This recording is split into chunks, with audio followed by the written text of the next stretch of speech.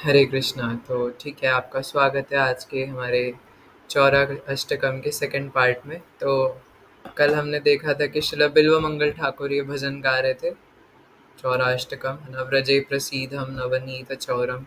तो उसके चार जो शुरू के श्लोक थे वो हमने पढ़ लिए थे, और जिसमें सबसे पहले बिल्व मंगल ठाकुर बता रहे थे कि पहले तो पूरे भजन में ही भगवान को चोर कहकर ग्लोरीफाई कर रहे थे। तो हमने डिस्कस किया था कि ऐसा हम संसार में नहीं कर सकते किसी व्यक्ति के साथ, है ना, कि हम किसी को चोर कह करके ग्लोरीफाई करें।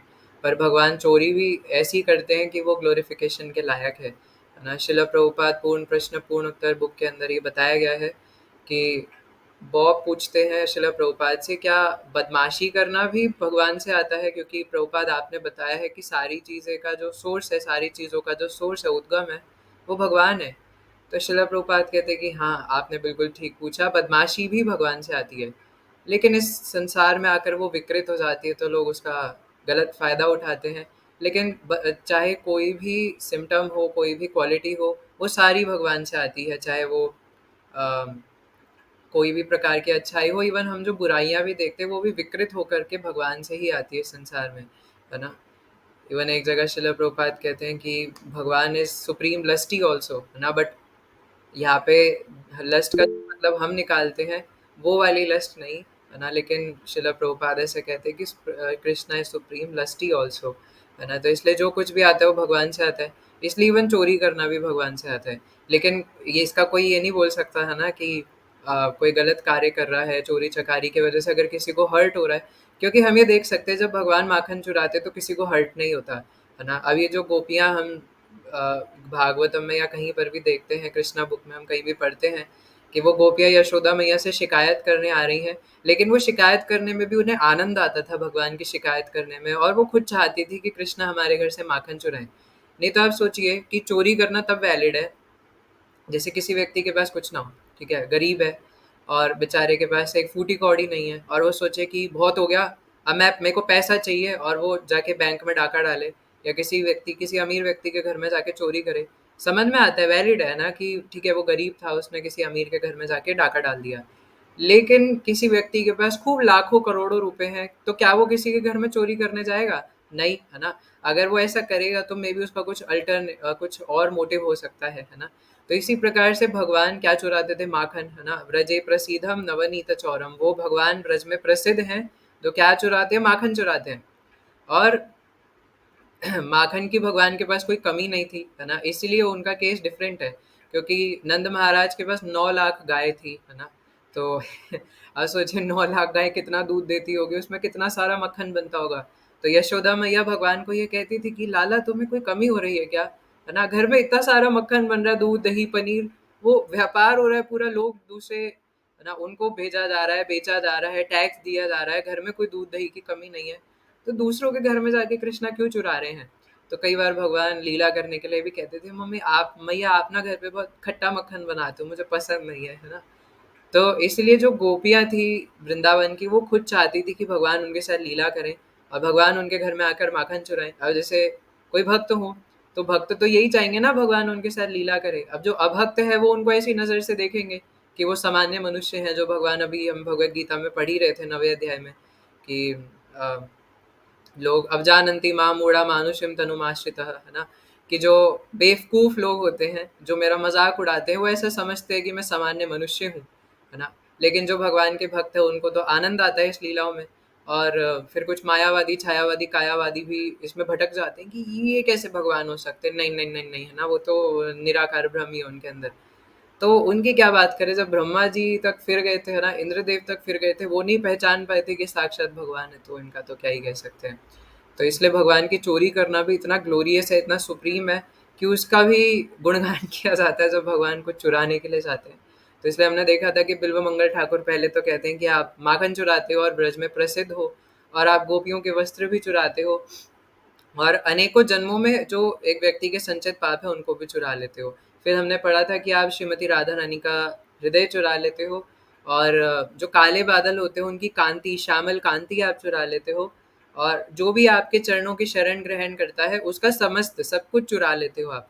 फिर तीसरी लाइन में हमने बहुत इंपॉर्टेंट चीज पढ़ी थी कि जो अकिंचन भक्त होते हैं, जो एक निष्ठ सिर्फ आपकी भक्ति करना चाहते हैं, उनको आप भिखारी बना देते हो और उनका सब कुछ चुरा लेते हो, लेकिन एक्चुअल में उन्हें सब कुछ प्रदान कर देते हो, क्योंकि सब कुछ चुरा के सब कुछ दे दिया, क्योंकि जो था उसके पास वो किसी काम का नहीं था, तो वो सब कुछ चुरा के उसे वो दे दिया जो उसको कभी मिल ही नहीं सकता था। क्या दे दिया? अपना खुद का संग, अपना खुद का प्रेम, कृष्ण प्रेम उसको दे दिया, जो उसको अनंत कोटि ब्रह्मांड में इधर उधर ढूंढने पर भी कहीं नहीं मिलेगा, सिर्फ भगवान की कृपा से ही और भक्तों की कृपा से ही मिल सकता है। तो इसलिए आप उसे भिखारी बना देते हो, कहीं का नहीं छोड़ते। तो इसलिए हे भगवान, ऐसा भयानक चोर मैंने दुनिया में कभी नहीं देखा, है ना। और फिर चौथी लाइन में बताया था कि जो आपके नाम लेता है ना, वो समस्त जो पहाड़ रूपी पाप है ना, जो बहुत बड़े बड़े पाप है, उनको भी आप हर लेते हो सिर्फ आपके नाम के माध्यम से। अगर कोई आपका नाम अगर शरणागति से ले लेता है, तो जितने भी उसने अनंत कोटि जन्मों में पाप कर रखे थे, पहाड़ बने हुए थे पापों की, वो सब भी आप चुरा लेते हो। तो आज फिर हमें पांचवी लाइन से पढ़ना है ना। तो पांचवा था, धनं च मानं च तथेन्द्रियाणि प्राणांश्च हृत्वा मम सर्वमेव पलायसे कुत्र धृतो दया चौर त्वं भक्तिदं नासि मया निरुद्ध। तो इसमें कह रहे हैं, हे चोर, भगवान को सबसे पहले कह रहे हैं कि हे चोर, और मेरे धन, मान, इंद्रियां, प्राण एवं सर्वस्व को हरकर कहाँ भागे जा रहे हो? क्योंकि आज तो तुम भक्ति रूप रज्जु धारण कर मेरे द्वारा रोक लिए गए हो। तो इसलिए मैंने ये कल क्योंकि कल ऑलरेडी 1 घंटा हो चुका था, तो इसलिए कल मैंने यहाँ से आगे नहीं पढ़ा था। तो क्योंकि अब बिल्व मंगल ठाकुर इसको थोड़ा और हाई सेंटीग्रेड पर लेके जा रहे हैं, है ना। अब टेम्परेचर को थोड़ा और बढ़ा रहे हैं, बॉइलिंग द मिल्क, है ना। अब दूध जो है वो धीरे धीरे रबड़ी बन रहा है। तो पहले तो 4 लाइनों में बोला कि आप सब कुछ चुरा लेते हो, अब खुद बोल रहे कि हे चोर, मेरा ये सब कुछ चुरा करके आप कहाँ जा रहे हो, है ना। आपने जो क्या क्या बोला, स्टोलन माई वेल्थ, मेरा धन, माई ऑनर, है ना, और क्या बोला, माई senses, my life and my everything. तो जैसे मैं कल हम लोग डिस्कस कर रहे थे, है ना, कि जब कोई व्यक्ति भक्ति करने आता है तो धीरे धीरे, है ना, आप 2 मिनट नाम जप कीजिए, 15 मिनट नाम जप कीजिए, और धीरे धीरे धीरे धीरे भगवान उसका सब हर लेते हैं। लेकिन किसका? अकिंचन भक्त का, जो शरणागत भक्त है, जो सरेंडर्ड सोल है, उसका भगवान सब कुछ हर लेते हैं। तो वही बिल्व मंगल ठाकुर कहते हैं कि आप ये सब कहाँ धर करके ले जा रहे हो? आप भगवान वेल्थ कैसे चुराते हैं? तो मैं नहीं बोलता रहूँगा, मैं चाहूँगा आप भी कुछ बताएं, है ना। तो इस 5th श्लोक में कोई कुछ बताना चाहेंगे कि भगवान कैसे ये सब चुराते हैं? कोई भी नहीं? क्या बात है, ऐसी कैसे डिस्कशन होगा आप चाहते हैं कि मैं ही बोलता रहूं? हम ओके। तो भगवान हमारी वेल्थ ऐसे चुराते हैं ना, कि जो अकिंचन भक्त होते हैं, जो एकनिष्ठ भक्त होते हैं, तो वो अपना धन हो, संपत्ति हो, कुछ भी हो, वो सिर्फ भगवान के लिए यूज करना चाहते हैं। तो मंदिर दान में देंगे, सॉरी, मंदिर में धन राशि दान में देंगे। और जैसे विग्रह सेवा जो लोग करते हैं, जो कि एक बहुत ही महत्वपूर्ण अंग है हमारी भक्ति का, है ना, जैसे पंचांग भक्ति बताई गई है ना, जिसमें श्रवण, कीर्तन, नाम जप, विग्रह सेवा, और क्या था, एक और था, 4 हो गए ना। एक और था, एक क्या था, अम, शायद से मंदिर मार्जन आएगा, या तो मुझे याद नहीं है ना, लास्ट एक मैं भूल रहा हूँ। लेकिन पंचांग भक्ति में ये 5 चीज़ें आती है, जिसमें से एक है डेटी वर्शिप, है ना, विग्रह सेवा। और विग्रह सेवा बहुत इंपॉर्टेंट है ना। जैसा शिला प्रभुपाद कहते हैं कि जब हम विग्रहों को बहुत सुंदर सुंदर सजाते हैं, तो जितना ज़्यादा सुंदर हम उन्हें सजाएंगे, उतना ज़्यादा हमारा हृदय धुलता जाता है। जो उसके हृदय के अंदर मैल है, चेतो दर्पण मार्जनम, ये कैसे होगा? तो जो चित्त के अंदर मैल भरा हुआ है, ये सब धुलता है जब हम डेटीज को जितना सुंदर सजाएंगे, उतना सुंदर हमारा हार्ट होता जाएगा, उतना प्योर, उतना निर्मल होता जाएगा। तो जिनके पास विग्रह होते हैं, है ना, तो अब जो विग्रह सेवा करते हैं या करना चाहते हैं, तो उन्हें पता है कि वो कहीं भी जाते हैं तो उनका दिमाग यही चल रहा होता है, यार क्या मैं अपने विग्रहों के लिए कुछ ले सकता हूँ क्या यहाँ से, है ना। चलो मैं अपने विग्रहों के लिए ये कपड़े ले लेता हूँ, चलो यहाँ पे विग्रहों के लिए इत्र मिल रहा है, मैं ये ले लेता हूँ, है ना। मेरे पास तो विग्रह ऐसे हैं कि मतलब मैंने कुछ भी पहना देता हूँ, तो ज़रूरी नहीं है कि वो, मतलब जो पूजा वाली शॉप होती है उसी में कुछ मिलेगा, है ना। जो माता जी इसका जो क्या बोलते हैं, ज्वेलरी शॉप होती है ना, उस पे भी मिल जाता है उनका कुछ ना कुछ, है ना? तो मेरी नज़र ऐसी चारों तरफ दौड़ती रहती है कि कहाँ से क्या मिल सकता है उनके लिए, है ना? सो इस प्रकार से मेरा कहने का अर्थ है कि वेल्थ हमारी कैसे यूज़ होती है कि कहीं भी जाएँगे तो सोचेंगे, या नॉर्मली भी विग्रहों के लिए या ऑल्टर के लिए, कि जैसे जैसे दिवाली आती है तो कई लोग सोचते हैं कि हाँ, मुझे अपने ऑल्टर के लिए ये लेना चाहिए, है ना? भगवान को पसंद आएगा, है ना? मुझे कहीं हम गए हैं तो भगवान के लिए फ्रूट ले लेते हैं, भगवान के लिए ये वाला श्रृंगार का आइटम ले लेते हैं, है ना? कहीं जा रहे हैं तो धाम यात्रा के लिए जा रहे हैं तो चलो ऐसा कर लेते हैं, है ना? या कुछ डिवोटीज़ जा रहे हैं तो चलो उनके लिए कुछ स्पॉन्सर कर देते हैं। तो इस प्रकार से आप मेरा धन चुरा लिया, क्योंकि मेरा जो धन है वो पूरी तरीके से आपकी सेवा में लग रहा है। और आपने क्या चुरा लिया? मेरा अभिमान चुरा लिया। क्योंकि एक बार जो एकनिष्ठ भक्त हो जाता है उसे समझ में आ जाता है कि निर्माण मोहा जित संग दोषा, है ना? तो उसमें जो भगवान ने 15वें अध्याय में बताया है कि निर्माण मोहा, है ना? कि इस संसार में हम झूठी मान प्रतिष्ठा से आसक्त हो जाते हैं। किसी ने कुछ बोल दिया तो पफ्ड अप हो जाते हैं, लेकिन वो झूठी मान प्रतिष्ठा है। क्यों? क्योंकि ये शरीर टेम्पररी है, तो इससे जुड़ी हुई चीज़ें भी टेम्पररी है। आपने जो किया है वो भी टेम्पररी है, और उससे अगर जुड़ी हुई कोई मान प्रतिष्ठा हुई तो वो भी तो टेम्पररी है ना? कोई अगर बोले आपने ये करा, तो दैट इज़ टेम्पररी, है ना? और पहली बात तो मैंने कुछ किया नहीं, जो शक्ति आ रही है वो भगवान से आ रही है, बुद्धि भगवान से आ रही है, स्मरण शक्ति भगवान से आ रही है, मेरे पास क्या था फिर? तो इसलिए निर्माण मोह, है ना? जब तक इससे आसक्त रहते हैं तो होता नहीं। लेकिन जो एकनिष्ठ भक्त है वो समझ जाते हैं कि ये इधर-उधर के जो छुटर-पुटर, ये जो ऑनरिंग है ना? या फिर ये जो मान प्रतिष्ठा मेरे किसी काम की नहीं। असली मान प्रतिष्ठा क्या है कि जीवेरे स्वरूप होए कृष्णेर नित्यदास, है ना? और इवन महाराज जी तो ऐसे बताते हैं कि अगर भक्ति का प्रचार करने में या कृष्ण का प्रचार करने में अगर हमें अपयश भी झेलना पड़े, अगर हमें डिफेमेशन भी झेलना पड़े, क्योंकि जब प्रचार बढ़ता है ना? तो कई लोग अनर्गल उल्टा-सीधा भी बोलते हैं, है ना? तो वो सुनना पड़ता है कई बार, है ना? आप कहीं बुक डिस्ट्रीब्यूशन करने जाओगे तब बहुत उल्टा-सीधा बोलेंगे। इवन ऐसा नहीं सिर्फ़ बुक डिस्ट्रीब्यूशन में, ऑनलाइन जैसे मैं तो वीडियोज़ बनाने का डिपार्टमेंट है मेरा, है ना? तो इवन उसमें भी उल्टा-सीधा बोलते हैं, है ना? जैसे आप में से जो पुराने भक्त हैं उनको तो पता ही है ना? कि एक बार ना हमारा जो पहले निताई इमरसी से पहले वाला पेज था, उस पे भी हम वीडियोज़ डालते थे और वो कुछ लोगों ने उड़ा दिया था, है ना, स्ट्राइक मार-मार के। तो इसलिए कुछ लोग, है ना, इस प्रकार से डिफेमेशन भी करते हैं। तो अमोघ लीला प्रभु जी के ऊपर तो कितने सारे, है ना, चीज़ें लोग बोलते रहते हैं। तो इस्कॉन के बारे में भी उल्टा-सीधा बोलते हैं, है ना? तो महाराज जी कह रहे थे इवन कृष्णा का प्रचार करने में ये सब तो होगा, है ना? तो लेकिन ये भी असलियत में, मतलब सामने से लग सकता है कि अपयश है, बट ये एक्चुअल में यश है ना? ये एक्चुअल में फ़ेम की बात है कि वो भगवान का प्रचार कर रहा था और उसमें उसको किसी ने कोई अच्छा काम कर रहा है, कोई उल्टा बोल रहा है, तो मायने नहीं रखता, बोलता रहे भैया, है ना? जैसे अमोघ लीला प्रभु जी को कहते हैं कि हाथी चले बाज़ार, कुत्ते भौंके हज़ार, है ना? तो तो यही बात है, जब भक्ति का प्रचार होगा, कृष्ण का प्रचार होगा, तो कुछ लोग होंगे, है ना, जो राक्षस प्रजाति के होंगे, तो वो बोलेंगे उल्टा-सीधा। तो इसलिए, लेकिन उसमें भी यश है क्योंकि वो कृष्ण का प्रचार कर रहे हैं, है ना? तो इसलिए आपने मेरा धन चुराया, आपने मेरा अभिमान चुरा लिया, क्योंकि मेरा असली अभिमान तो मुझे अब पता चला है कि मैं आपका नित्य दास हूँ, ये मेरा असली ऑनर है। और क्या चुराया? माय सेंसेस, मेरी इंद्रियाँ चुरा ली, क्योंकि वो सारी इंद्रियाँ अब आपकी सेवा में लगी हुई हैं, लेकिन ये एकनिष्ठ भक्ति बोल सकता है। मेरी आँखें सिर्फ़ आपको देखने में लगी रहती है, मैं और कुछ करने की कोशिश करता हूँ तो ऑटोमैटिकली लगता है यार क्यों टाइम वेस्ट कर रहा हूँ। इवन जो हम जैसे साधक भक्त हैं जो प्रयास कर रहे हैं भक्ति में आगे बढ़ने का, तो हमारे साथ भी यही होता है, जैसे थोड़ा-सा भी हायर टेस्ट हो, एक बूँद भी चख लिया ना, अब वापस लोअर टेस्ट में जाने की कोशिश करते तो नहीं हो पाता। फिर क्या होता है कि बीच में लटके रह जाते हैं, ना बेचारा भक्ति कर पाता है, ना बेचारा भोग कर पाता है ना? जैसे कुछ टाइम ज़्यादा ही ज़्यादा, है ना, भगवान की कथा सुनने का ही सिर्फ़ आदत डाल ली और वो गलती से हायर टेस्ट एक बूँद भी लग गया, है ना?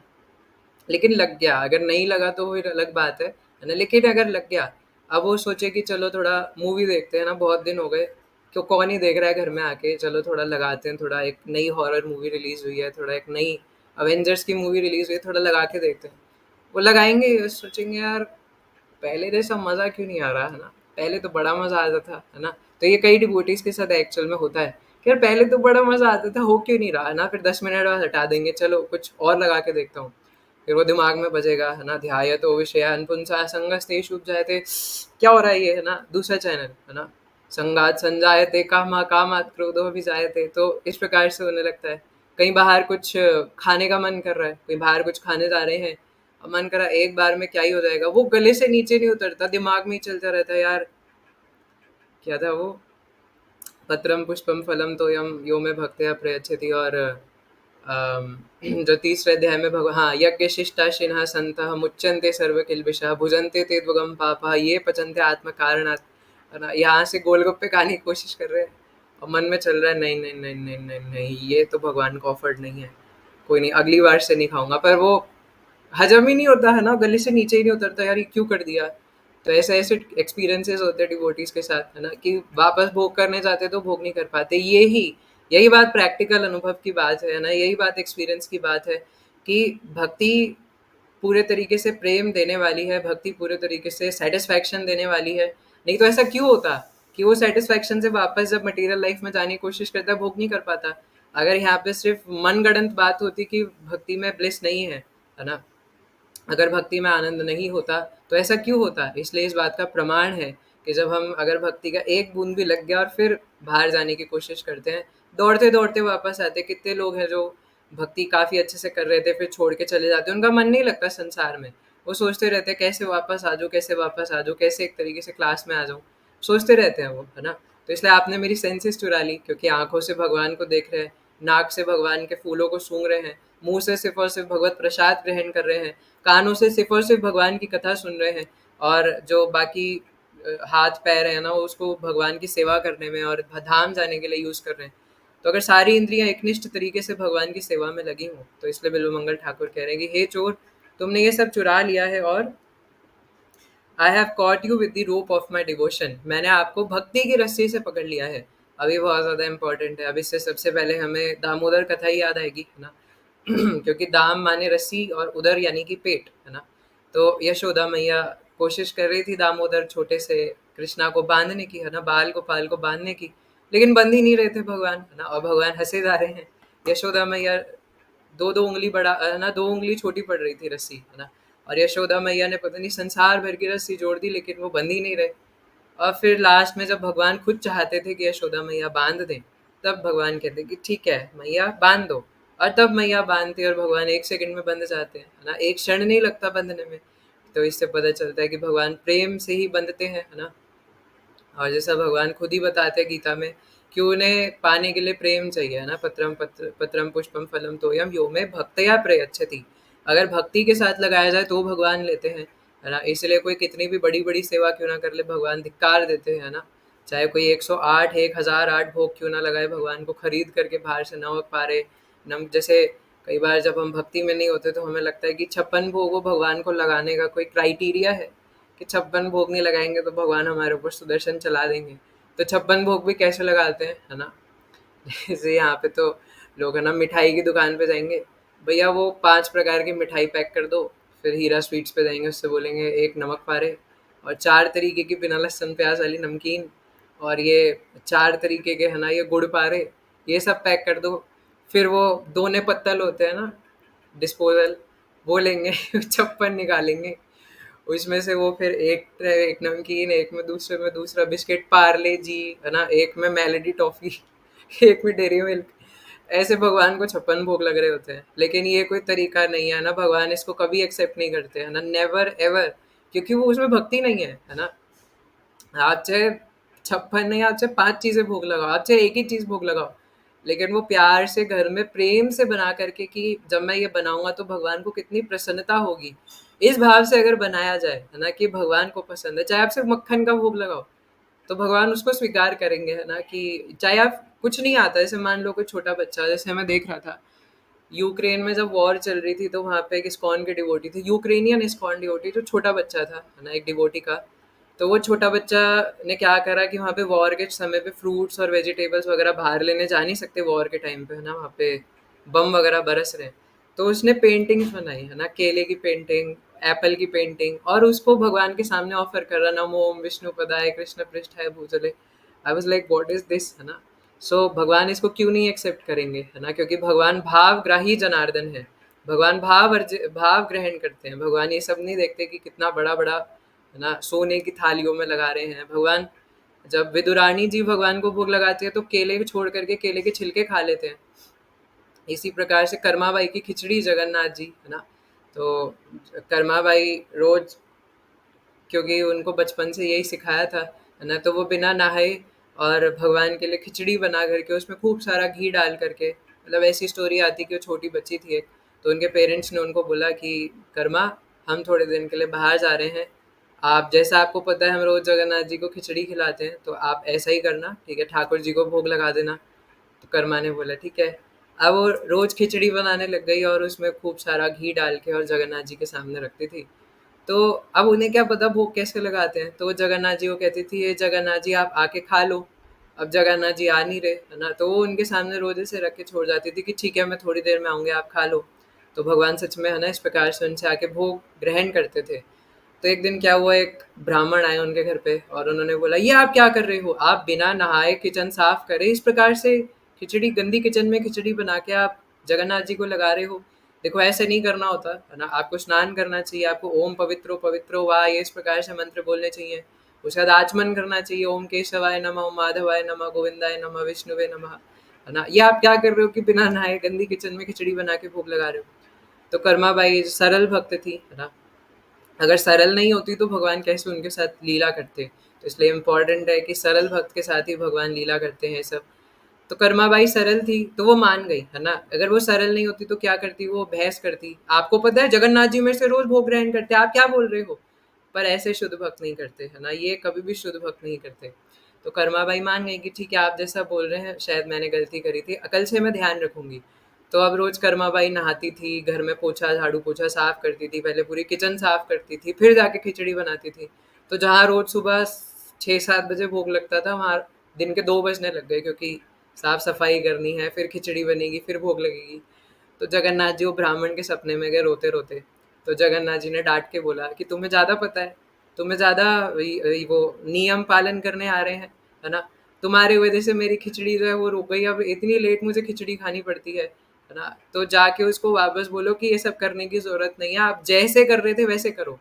और यहाँ पे इम्पोर्टेंट पॉइंट है, वी आर नॉट कर्मा बाई, तो हमें जो अनुष्ठान है उनको वैसे ही पालन करना है ना, कहीं सोचो मैं ही कर्मा बाई हूँ, है ना, मैं ही कर लेता हूँ, है ना, तो फिर वो सरलता चली जाती है। तो इसलिए हमें जैसा बताया गया है हमें वैसे ही पालन करना है, क्योंकि हम कर्मा बाई जितने निष्ठावान नहीं है।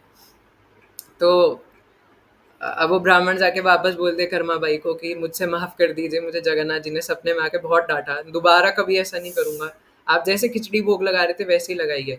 इसी प्रकार से माधवेंद्र पुरी जी, है ना, सॉरी, सनातन गोस्वामी, है ना, सनातन गोस्वामी के पास जो वो राधा मदन मोहन जी के डेटी थे, वो भगवान की कुल परंपरा में से आए थे, है ना, फिर एक चौबे ब्राह्मण उनको सर्व करते थे, तो जब उन्होंने देखा सनातन गोस्वामी ने कि कुछ छोटे बच्चे हैं और वो ब्रश करते करते मदन मोहन जी के साथ खेल रहे हैं, है ना, और तो घर में सेवा सही से हो नहीं रही है, तो सनातन गोस्वामी ने बोला ये क्या चल रहा है, आप दातून करते करते भगवान के साथ खेल रहे हो, सर्व कर रहे हो, व्हाट इज दिस। तो सनातन गोस्वामी कहते हैं कि मैं इन डेटीज को ले जाऊंगा। तो मदन मोहन जी सनातन गोस्वामी के सपने में आके कहते हैं कि आप ऐसा क्यों करते हो, है ना, वो बच्चे मेरे फ्रेंड्स हैं, मैं उनके साथ खेलता हूँ, मुझे खेलना पसंद है, आपको ऐसा नहीं करना चाहिए था। पर फिर मदन मोहन जी बोलते ठीक है, लेकिन आप मुझे वहाँ से ले जा सकते हो, मैं आपकी सेवा लेना चाहता हूँ, है ना। तो सनातन गोस्वामी बाद में उन्हें ले जाते हैं, लेकिन वो बाद में मतलब उनसे जाके कहते हैं कि इट्स ओके, आप बिल्कुल सही से सेवा कर रहे थे, है ना। तो ऐसे कुछ कुछ बहुत विह्वल भक्त होते हैं ना, जो कि इतने ज़्यादा पार हुए हुए होते हैं भक्ति में कि उनके ऊपर ये यम नियम लागू नहीं होते, भगवान खुद ही उनसे यम नियम हटा लेते हैं, है ना, भगवान फिर किसी यम नियम के अंदर नहीं बनते, है ना। कई बार सदना कसाई की कथा सुनी होगी आपने, है ना, ही वॉज अ कसाई, है ना, और कसाई जो है वो शास्त्रों में हर जगह पे बताया गया है कि मांस बेचने वाला, काटने वाला, पकाने वाला, देने वाला, 6 प्रकार के लोग हैं, सारे पाप की श्रेणी में आते हैं। लेकिन वो सदना कसाई इतना सरल था, उसे कुछ पता नहीं था, और वो शालिग्राम शिला को तराजू पे क्या बोलते हैं उसको, बाट समझ करके वो उससे मांस तोलता था। तो एक ब्राह्मण आकर उनसे ले गए, लेकिन वो बाद में उस डांटते हैं वो, है ना, शालिग्राम जी उनको आकर के कि आपने ऐसा क्यों करा, उनको वापस दे करके आओ, मुझे वो पसंद था। इसी रघु बेहरा जी भी जो जगन्नाथ जी के भक्त हैं, वो भी एक मछली बेचने वाले के परिवार से बिलोंग करते थे, जगन्नाथ जी बाद में उनके साथ भी लीलाएं करते हैं, है ना, क्योंकि वो खुद नहीं ऐसा ये सब करते थे। तो ऐसे बहुत सारे सरल भक्त हुए हैं, है ना, जो कि अ, पहले के समय में अपने पूर्व संस्कारों की वजह से, है ना, या किसी परिवार आदि के वजह से, उनके सब के वजह से, है ना, काफ़ी ऐसा कुछ कर रहे थे, लेकिन भगवान उन सब के ऊपर से सब हटा देते, सारे यम नियम वगैरह सब हटा देते हैं, है ना, क्योंकि अगर कोई भगवान को एक निष्ठ होकर और एक चित्त भावना से भगवान को सर्व करना चाहता है, तो फिर भगवान सिर्फ प्रेम के भूखे हैं और सिर्फ उनके प्रति हो जाते हैं। तो इसलिए यहाँ से जो बिल्व मंगल ठाकुर कह रहे हैं कि आपको प्रेम की रस्सी द्वारा बांधा जाता है ना, तो ये सत्य है, और मैं आपको अपनी प्रेम की रस्सी से बांध दूंगा, ऐसा शिला बिल्व मंगल ठाकुर कह रहे हैं, है ना। I have caught you with the rope of my devotion. तो अगर भगवान को किसी चीज़ से बांधा जा सकता है तो वो है सिर्फ प्रेम की रस्सी, है ना, और किसी चीज़ से भगवान को लस्सी से, है ना, नहीं बांधा जा सकता, मैंगो लस्सी से, चीकू लस्सी से, है ना। तो भगवान को लस्सी से नहीं, लेकिन रस्सी से बांधा जा सकता है, और लस्सी से भी बांध सकते हैं अगर प्रेम की हो, है ना। लेकिन ज़रूरी है भगवान को बांधने के लिए प्रेम की रस्सी, है ना। फिर अब छठे में बोल रहे हैं, 6th वर्स, चीनत्सि घोरं यमपाशबन्धं भीनत्सि भीमं भवपाशबन्धं चीनत्सि सर्वस्य समस्तबन्धं नैवत्मनो भक्तकृतं तु बन्धं, है ना। तो इसमें कह रहे हैं, हे मेरा सर्वस्व चुराने वाले चोर रूपी। तो एक तो ना, हर लाइन के एंड में और हर लाइन की स्टार्टिंग में श्रील बिल्व मंगल ठाकुर जी जो कह रहे हैं, अब ये ना मज़ा इंग्लिश में पढ़ने में नहीं आता, मतलब इंग्लिश में समझ में तो आता है बट वो कंफर्टेबल नहीं लगता। तो ये कहना, हे चोर, है ना, मेरा सब कुछ चुराने वाले हे चोर स्वरूप भगवान, तो ये बड़ा सुंदर लगता है ना। भगवान को भी इसमें आनंद आता है। अगर आप किसी दुनिया में किसी व्यक्ति को चोर बोलो और बार बार चोर बोलो, अब जैसे माधवेंद्र पुरी जी के लिए गोपीनाथ जी ने खीर चुराई, और भक्त के लिए चुराई, अपने लिए थोड़ी ना चुराई थी, लेकिन आज तक उनको किस नाम से जाना जाता है, खीर चोर गोपीनाथ, है ना। बार हम तो खीर चोर गोपीनाथ जा रहे हैं, खीर चोर गोपीनाथ की जय, है ना। वहाँ मंदिर में आके सब लोग कहते खीर चोर गोपीनाथ की जय, हम तो खीर चोर गोपीनाथ के दर्शन करने जा रहे हैं, लेक्चर ले रहे हैं तो खीर चोर गोपीनाथ के लेक्चर ले रहे हैं। तो भगवान बोलेंगे, यार व्हाट इज दिस, है ना, मैंने एक बार क्या खीर चुरा ली, वो भी अपने लिए नहीं, अपने भक्त के लिए एक डोना खीर चुरा ली, यार तुमने तो उसका नाम ही बना दिया, है ना। मतलब 500 साल से खीर चोर गोपीनाथ करे जा रहे हो, है ना, और फिर और ये चलता रहेगा, ये एटर्नल है ना, ऐसा नहीं कि 500 साल से ना, है ना, चलता। माखन चोर, है ना, भगवान को अभी तक माखन चोर भगवान की जय, है ना।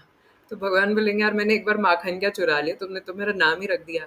तो भगवान को उसमें आनंद आता है ना, जब कोई प्रेम से उन्हें ऐसा बुलाता है। भगवान के अंदर बुराई देखने का सॉफ्टवेयर नहीं है ना, हमें कोई बोलेगा चोर, है ना, अगर चोरी नहीं करी फिर तो हम पागल हो जाएंगे, यार मैंने थोड़ी ना चोरी करी थी, क्यों बार बार चोर चोर चोर चोर लगा रखा है ना। और अगर चोरी करी हो तो भी डांटेंगे, यार एक बार चुरा लिया क्या हो गया, मजबूरी थी, पापी पेट का सवाल है ना।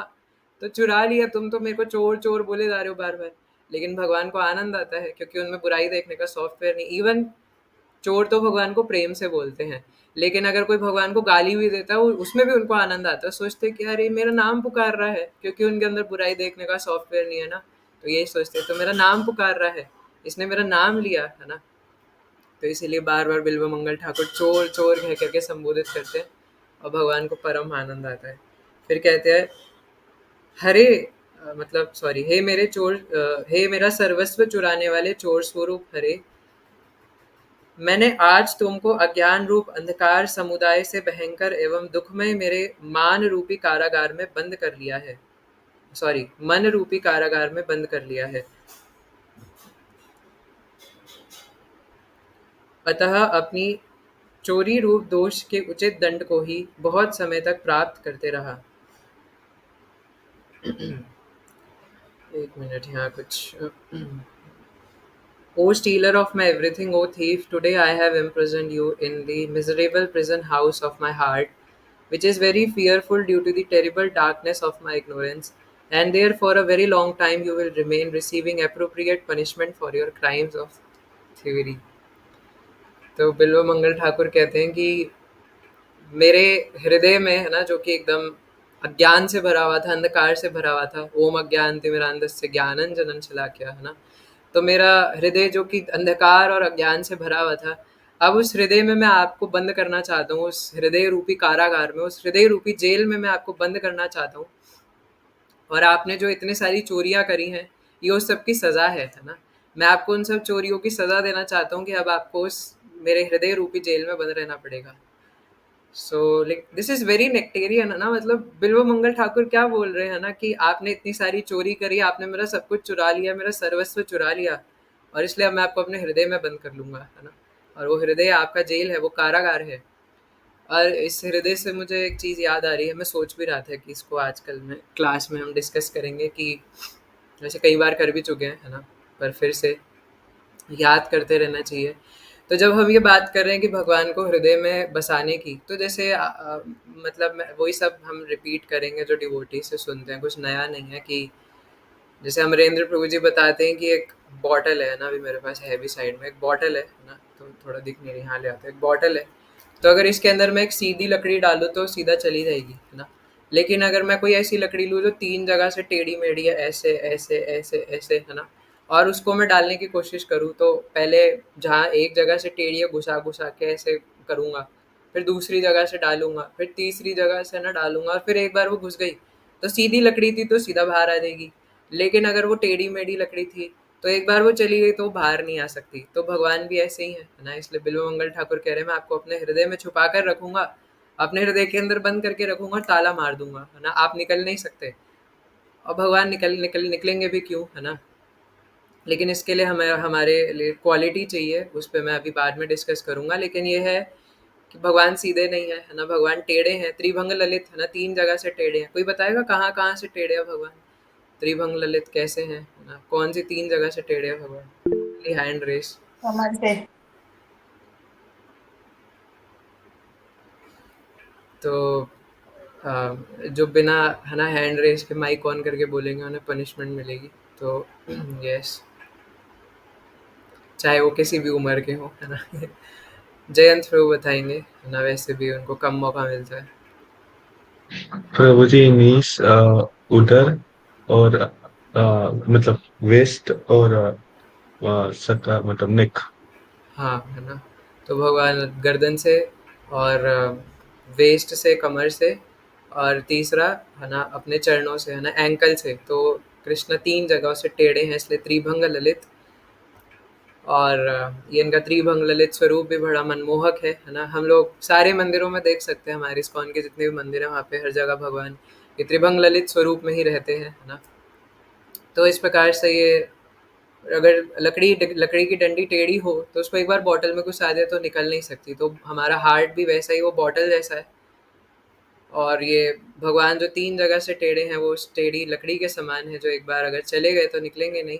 लेकिन लेकिन लेकिन, है ना, इसके लिए एक चीज़ इम्पोर्टेंट है ना, कि हृदय में सिर्फ भगवान हो। ऐसा नहीं कि भगवान के साथ किसी और को भी घुसाएं। और इसलिए हमारे ब्रज में कहते हैं कि प्रेम गली अति साकरी, इसमें समाये न दो, है ना। जैसे बरसाना में एक जगह है ना, बरसाना में भी परिक्रमा होती है। तो बरसाना में भी परिक्रमा में जाते हुए एक जगह आती है ना, जिसको सांकरी खोर बोलते हैं। तो उसी के ऊपर ये बनाई गई है लाइन कि प्रेम गली अति साकरी, इसमें समाये ना दो। तो क्या है, वहाँ ब्रह्म पर्वत और विष्णु पर्वत ऐसे मिल रहे हैं। तो वहाँ पे परिक्रमा में इतनी ही जगह है कि चाहे आप 200 लोग ही क्यों ना हो, वहाँ पे एक बार में एक ही व्यक्ति निकल सकता है ना। मतलब इतनी सी छोटा सा स्पेस है कि एक के पीछे एक लाइन बना के चलना पड़ेगा। तो ऐसे नहीं जा सकते चेन बना के, ऐसे हॉरिजॉन्टल नहीं जा सकते, वर्टिकल लाइन हो सकती है। तो एक बार में एक ही जना निकल सकता है ना। तो इसलिए बोलते हैं कि प्रेम गली जो है वो सांकरी खोर की तरह है, अति सांकरी है, अति छोटी है, कि उसमें एक ही व्यक्ति समा सकता है, उसमें 1000 लोग नहीं आ सकते। तो इसलिए यही हमारे ब्रज में कहावत, और यही उस ब्रज की कहावत से बताया जाता है कि प्रेम गली अति साकरी है, साकरी खोर की तरह है। तो या तो उसमें एक व्यक्ति समाएगा या कोई नहीं समाएगा, है ना। तो इसलिए या तो उसमें कृष्ण आएंगे या संसार आएगा, है ना। तो उसमें दो दो जने नहीं आ सकते कि संसार भी आए और कृष्ण भी आए। एक मयान में 2 तलवारें नहीं रह सकती, है ना। या हम 2 नावों के ऊपर एक साथ पैर रख करके समुद्र नहीं पार कर सकते, है ना। ऐसे तो हम समुद्र में ही गिरेंगे। तो इसलिए अगर हमें भगवान से प्रेम करना है तो उसका यही अर्थ है कि माम चयो विचारेण भक्ति योगेन सेवते, या अनन्यास चिंतयन्तो माम ये जनः पर्युपासते। कि मुझसे प्रेम मतलब सिर्फ मुझसे प्रेम, है ना। अगर मैं तो यानी सिर्फ मैं, और कोई नहीं, है ना। तो जैसे हम उस दिन ईष्ट निष्ठा के बारे में भी बात कर रहे थे, कि मेरे जगन्नाथ जी हैं तो बस मेरे जगन्नाथ जी ही हैं, है ना? मेरे तो गिरधर गोपाल दूसरो ना कोई, मेरे तो गौर निताई दूसरो ना कोई, है ना? तो इस प्रकार से अगर मैंने अपना दिल श्री श्री निताई गौर सुंदर को दे दिया, तो बस अब निताई गौर सुंदर को दे दिया, और कोई नहीं, है ना? तो इसी प्रकार से कृष्ण बलराम राधा रमन जी, है ना? अब तो बस उन्हीं में चित लगना चाहिए, उनको क्या पसंद है खाने में, उनको पहनने में क्या पसंद है, उनके फेवरेट भक्त कौन है, क्योंकि ये भी इम्पोर्टेंट है ना? कि जैसे आप मान लो कृष्णा बलराम को सर्व करना चाहते हो, तो आपको पता होना चाहिए कि कृष्णा बलराम के सबसे बड़े डिवोटी कौन है, क्योंकि आप डिवोटी के थ्रू ही तो भगवान के पास जाओगे। ऑटोमेटिकली तो जा नहीं सकते कि सीधा सेफ लैंडिंग कृष्णा बलराम के चरणों में करोगे, नॉट पॉसिबल। तो इसलिए अगर आपको कृष्णा बलराम, अच्छा हमारे षट गोस्वामीज में किसी को पता है, एनी हिंट, कृष्णा बलराम के डिवोटी कौन थे? मतलब चलो एक हिंट दे देता हूँ कि वो कृष्णा बलराम के विग्रह सेवा करते थे, है ना? सिर्फ हैंड रेस करेंगे। नहीं पता? टिक टिक 1 2 3। ओके, तो आपका होमवर्क है ना, ढूंढ करके आइएगा कि हमारे कौन से गोस्वामी थे हमारे गौड़ीय परिवार में जो कृष्णा बलराम के विग्रहों की सेवा करते थे, है ना? अब मैं वैसे इतना ही हिंट दूंगा, बताने को मैं और भी नहीं, नहीं,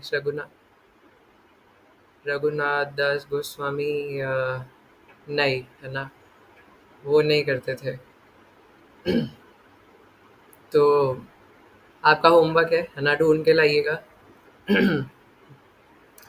कि कृष्णा बलराम को हमारे कौन से गोस्वामी हैं जो विग्रह सेवा करते थे। अब मैं और बता दूंगा तो हो सकता है समझ में आ जाए, इसलिए और हिंट नहीं दूंगा। तो इसलिए बस यही हिंट है कि वो कृष्णा बलराम के विग्रहों की सेवा करते थे, ठीक है? तो आपको ढूंढ के लाना है। तो यही तो मैं कह रहा हूँ, है ना, कि भी जो भी अच्छा, अर्नब प्रभु, अगर आप कहीं से चीट करके गूगल वगैरह से नहीं बता रहे तो बता नहीं सकते नहीं, हैं, बोलिए। तुक्का मार रहे थे, जीव गोस्वामी है, मैंने जिधर तक पढ़ा है, मतलब याद नहीं ठीक से, बट जीव क्या क्या गोस्वामी। क्या बोला आपने? प्रभु ये मतलब अंधा, मतलब ठीक से याद नहीं, बट मेरे को जितना तक याद है जीव गोस्वामी है। है ना? तो हमारे शिलाजीव गोस्वामी पाद बचपन में कृष्ण बलराम के लकड़ी के डेटीज बना करके उनको सर्व करते थे। और हमारे एक रमाई ठाकुर भी है ना? तो रमाई ठाकुर जी के बारे में ज़्यादा लोगों को पता नहीं होता, तो इसलिए मैंने अभी गोस्वामी बोला, है ना? तो जीव गोस्वामी बचपन में कृष्ण बलराम के लकड़ी के डॉल्स बना करके उनको सर्व करते थे, फिर बाद में उन्हें राधा दामोदर प्राप्त हुए थे शिला रूप गोस्वामी पाद से। और रमाई ठाकुर जी को भी इसी प्रकार से एक जगह कृष्ण बलराम के विग्रह मिले थे। उनकी लीला कुछ ऐसी थी कि शायद समुद्र के अंदर से उनको मिले थे वो कृष्ण बलराम, तो उनको सर्व करते थे। तो यही मैं पॉइंट कहना चाह रहा था कि भगवान से प्रेम इतना होना चाहिए कि अब अगर मैं राधा रमन जी को मानता हूँ तो एक एक बात मुझे राधा रमन जी के बारे में पता होनी चाहिए, है ना?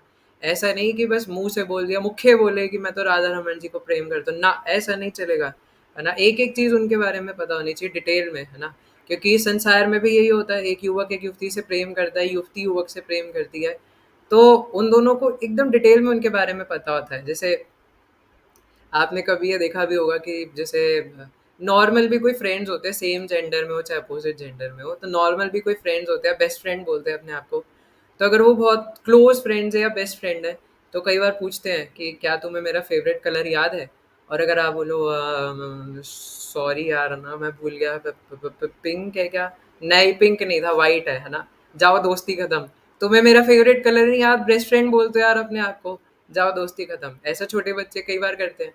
तो भगवान भी यही चाहते हैं ना कि उनसे प्रेम इतना इतना डीप लेवल का हो कि एक एक छोटी से माइन्यूट डिटेल्स पता हो भगवान के बारे में, है ना? तब जो है वो प्रेम है। अगर भगवान के बारे में कुछ पता ही नहीं, कहाँ रहते हैं, क्या खाते हैं, क्या, उनके भक्त कौन है, उनके फेवरेट, उनके आसपास कौन, क्योंकि हम भक्तों के बिना हमारा कुछ नहीं है। इसलिए रागानुगा भक्ति पूरी यही तो है ना? रागात्मिका मतलब जो भगवान के नित्य पार्षद हैं, है ना? जैसे यशोदा मैया, मधु मंगल जी, सुबल, है ना? और ललिता सखी, विशाखा सखी, ये रागात्मिका डिवोटीज है। और जब भक्त रागानुगा लेवल पर पहुंच जाते हैं, यानी उन रागात्मिका डिवोटीज को फॉलो करना, है ना? तो जब हमें यही नहीं पता होगा उनके फेवरेट भक्त कौन है ना? तो ये तो बहुत इंपॉर्टेंट पॉइंट है कि ये पता हो कि उनके फेवरेट भक्त कौन है ना? जैसे अभी मैंने कृष्णा बलराम का बताया, तो ऐसे ही आप, अब जैसे अगर आप नरसिंह भगवान बोलोगे तो प्रहलाद महाराज ऑब्वियसली, है ना? ये तो बहुत ईजी है, तो इसलिए इसलिए मैंने नरसिंह देव नहीं पूछा, है ना? तो इसलिए जो भी है, मतलब जो भी भगवान के अलग अलग स्वरूप है, तो वी शुड नो कि उनके करीब सबसे ज़्यादा कौन है, क्योंकि उन्हीं की कृपा से तो हम उन तक पहुँच सकते हैं, है ना?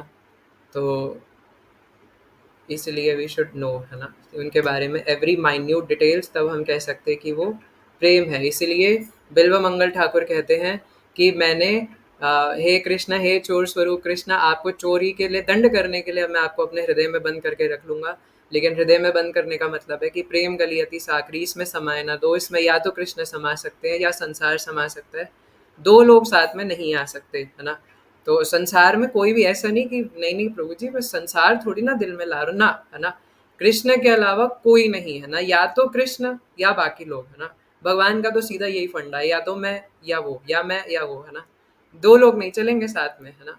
तो हम भगवान से प्रार्थना कर सकते हैं कि भगवान मेरे हृदय में आप सर्वस्य चाह हृदय से नविष्ट, आप परमात्मा रूप में जरूर हैं, लेकिन मेरा प्रेम, मेरी आसक्ति बिल्कुल नहीं है आपके चरणों में। मैं जबरदस्ती चाहता हूँ कि किसी और को अपने हृदय में रखूँ, अपने हृदय स्वरूपी कारागार में किसी और को रखूँ, उसमें बंद कर लूँ, है ना?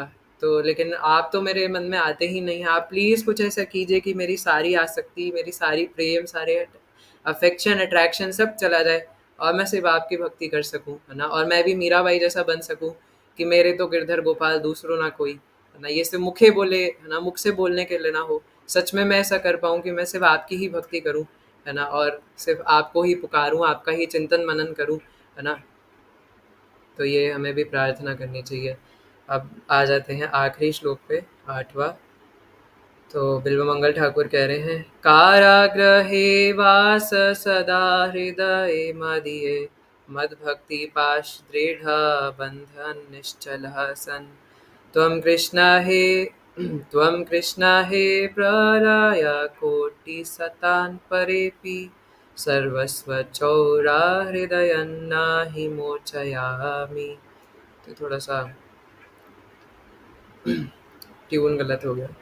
हे मेरा सर्वस्व चुराने वाले कृष्ण, मेरी भक्ति रूपी पाश के दृढ़ बंधन में निश्चल होकर मेरे हृदय रूप कारागार में सदैव निवास करते रहो, क्योंकि मैं तो अपने हृदय रूप कारागार से करोड़ों कल्पों में भी विमुक्त नहीं नहीं करूंगा। इस अष्टक में उपजाति नामक छंद है। तो एक बार इसको मैं लास्ट वाले को इंग्लिश में भी पढ़ लेता हूँ। ओ Krishna, thief of my everything, the noose of my devotion remaining forever tight, you will continue to reside in the prison house of my heart, because I will not release you for millions of aeons, है ना? तो कहते हैं कि हे चोर, हे कृष्ण, आपको तो मेरे हृदय में ही जन्म जन्मांतर करोड़ों करोड़ों कल्पों के लिए रहना पड़ेगा, क्योंकि मैं तो अपनी भक्ति की रस्सी से आपको ऐसा बांधने वाला हूँ, उसमें ऐसा ताला मारने वाला हूँ कि आप निकल नहीं सकते।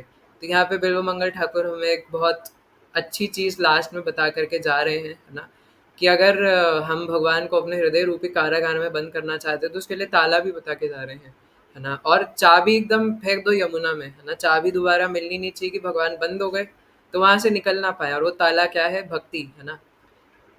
भक्ति की शक्ति। जैसे वो एक शायद ऐसे वो कार्टून भी आता था ना बचपन में, भक्ति की शक्ति वो करके।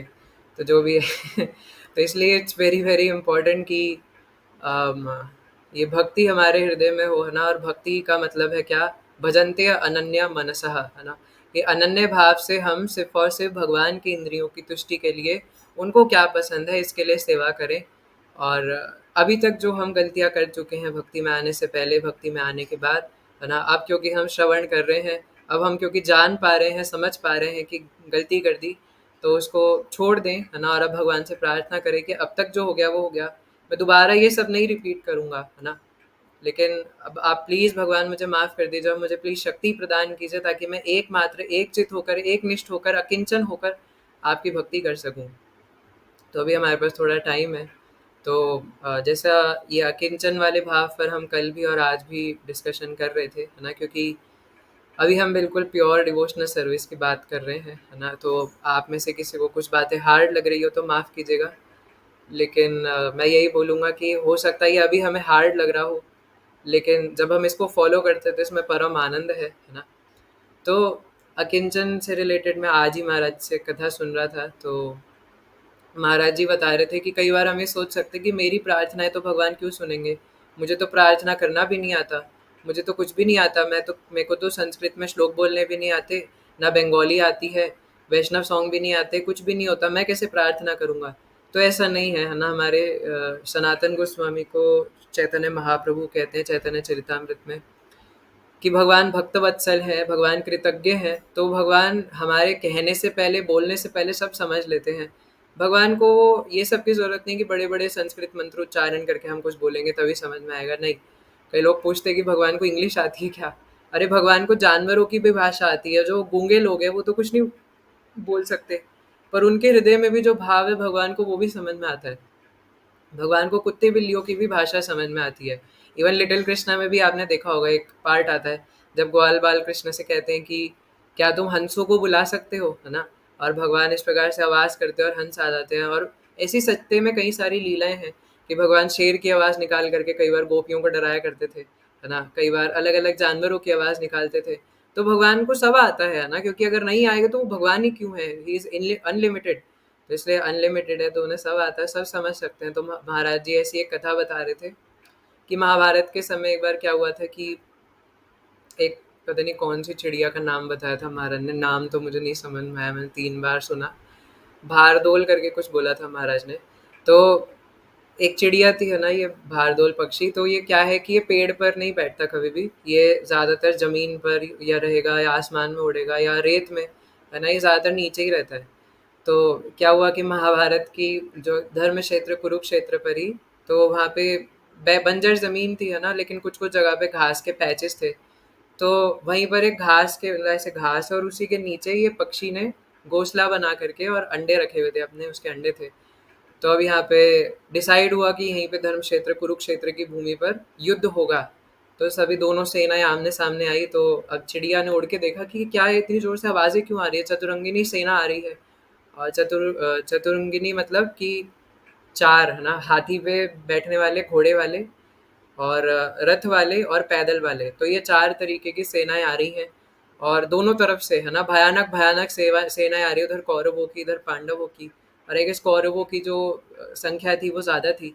तो ये चिड़िया तो डर जाती है कि अब क्या होगा, है ना, ये लोग इतने हाथी घोड़े ये सब क्यों आ रहे हैं, आज तक तो कुछ नहीं हुआ, इतने सालों से ये ज़मीन खाली थी, कोई नहीं आया, ये क्या हो गया अचानक। और फिर वो देखती है कि दोनों सेना आमने सामने खड़ी है और ये कोई रथी है जो एकदम बीचों बीच आकर के खड़ा हुआ है, और उसमें जो सारथी है उन्होंने पीताम्बर वस्त्र धारण करे हुए हैं, ऊपर मोर पंख है और ये सब धारण किया हुआ है। और पीछे कोई अर्जुन नाम के व्यक्ति है, जानती थी चिड़िया, है ना, अर्जुन को भी। तो अब ये चिड़िया सोचती कि मेरे अंडों का क्या होगा, तो वो तो रोने लग जाती है एकदम, है ना, क्योंकि जानवर जो पक्षी है उनके अंदर भी तो ये भाव, जिस प्रकार से एक इंसान की जो माता है ना, वो अपने पुत्र के लिए, एक छोटे न्यूबॉर्न बेबी के लिए एकदम प्रेम करती है, उसी प्रकार से एक चिड़िया भी अपने अंडों के लिए उतना ही प्रेम करती है ना। तो अब वो चिड़िया आकर के और भगवान के सर के ऊपर ऐसे गोल गोल गोल गोल परिक्रमा करने लग जाती है। तो और इस प्रकार से प्रार्थना करने लग जाती है कि हे कृष्ण, हे नंदनंदन, आपके अलावा मेरा और, हे द्वारकाधीश, आपके अलावा मेरा और कोई होप एंड स्कोप नहीं है, सिर्फ आप ही मुझे बचाने वाले हैं। अगर यहाँ पे ये सब युद्ध होगा तो मेरे पुत्रों का क्या होगा, मेरे अंडों का क्या होगा, है ना। तो भगवान के, और महाराज जी कह रहे थे कि हम इससे समझ सकते हैं कि वो चिड़िया ज़रूर ही पिछले जन्म में कोई भक्त रही होगी, है ना, मतलब 2 चिड़ियाँ थी, हस्बैंड वाइफ। तो ये दोनों चिड़िया पिछले जन्म में पक्का भक्त रहे होंगे, जिस वजह से उन्हें पता है ना, किसी वजह से वो चिड़िया के शरीर में आ चुके हैं, लेकिन वो ऐसे घूम रहे तो उन्हें पता है कि भगवान से ही प्रार्थना करनी होती है। तो भगवान उनकी तरफ देख भी लेते हैं, और अगर भगवान 1 सेकंड भी अगर किसी के ऊपर एक क्षण भी दृष्टिपात कर दे, तो बस, है ना, मतलब कृपा हो चुकी है, उसी समय उस व्यक्ति का जीवन पूरा बदल जाता है। तो अब उन चिड़ियाओं को पता नहीं था, लेकिन भगवान दृष्टिपात कर चुके थे। तो वो चिड़िया उड़ करके इस प्रकार भगवान से प्रार्थना करके चली गई, और बाद में भी प्रार्थना करती रहती है। 48 मिनट तक भगवत गीता चली थी और 48 मिनट अभी हमें हो चुके हैं, है ना, डिस्कशन करते हुए। तो इतनी ही देर में भगवत गीता कंप्लीट हुई, भगवान ने अर्जुन को बताई, और फिर दोनों तरफ से धनुर्धर, है ना, एकदम बाण आ रहे हैं, कोई हाथी आ रहे हैं, घोड़े आ रहे हैं। और वो चिड़िया ने तो सोचा कि अब तो कुछ हो ही नहीं सकता, है ना।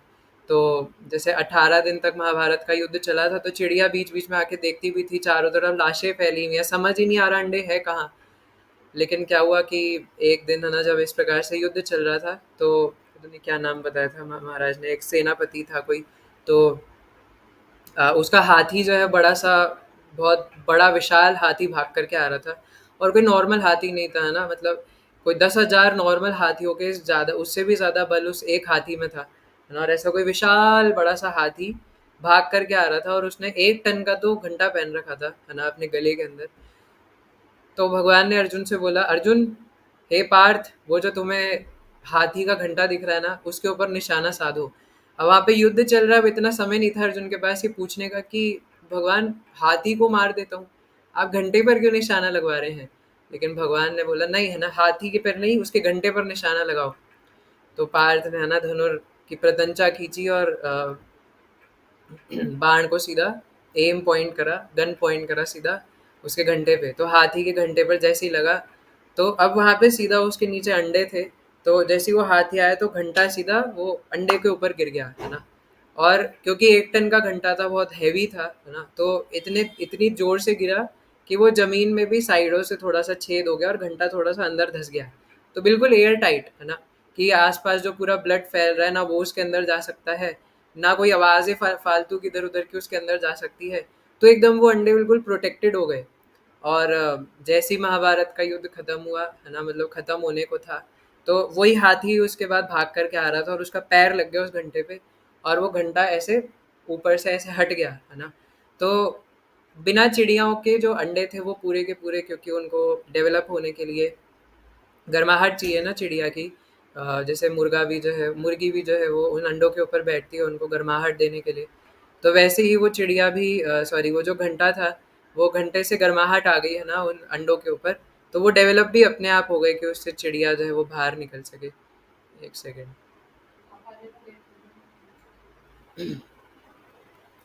है ना। सो इस प्रकार से वो चिड़िया डेवलप होकर के बाहर निकल सके। और जब वो चिड़िया की मम्मी ने देखा, है ना, कि ये तो हमारी ही चिड़िया बच्चे हैं, है ना, तो फिर वो बच्चों का और माता पिता का मिलन होता है। वो तो होप एंड स्कोप छोड़ चुके थे, क्या वो बचे भी होंगे, लेकिन ये भगवान की योगक्षेम वहाम्य हम, अगर भगवान ध्यान रखने आते तो ऐसा ध्यान रखते हैं।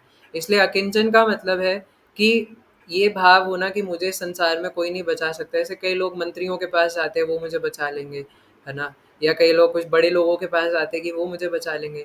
पर अकिंचन भाव होना ये है ना, ये एक निष्ठ भाव हो जाना कि मुझे संसार में कोई नहीं बचा सकता। अब अगर मुझे कोई बचा सकते हैं तो वो सिर्फ कृष्ण बचा सकते हैं। तो ये होता है अकिंचन भाव का अर्थ, है ना।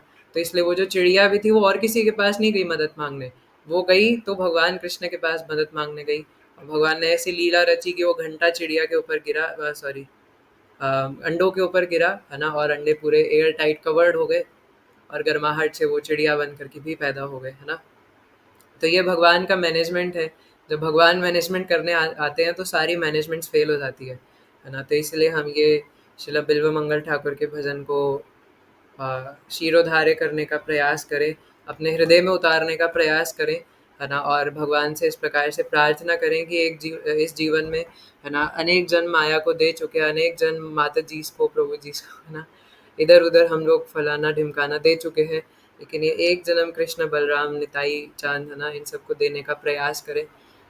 और ये हमारे बस की नहीं है, तो इसके लिए भगवान से ही प्रार्थना करें, उन्हीं के चरणों में अतः आसक्ति से प्रार्थना करें कि आप ही मेरा कुछ कर सकते हैं, है ना, मेरे बस की तो कुछ नहीं है ना। इसलिए सेवोन्मुखे ही जीवा दो स्वयमेव स्फुरत्यदः, हमारा काम सेवा करना है, और फिर प्रेम स्फुरित करना भगवान का काम है ना।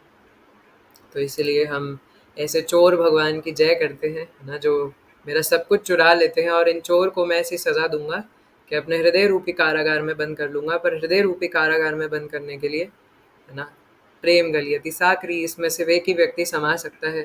तो इसलिए हम सिर्फ कृष्ण को समा सकते हैं या संसार को, है ना। तो यही कह करके हम आज की क्लास को यहीं विराम देंगे।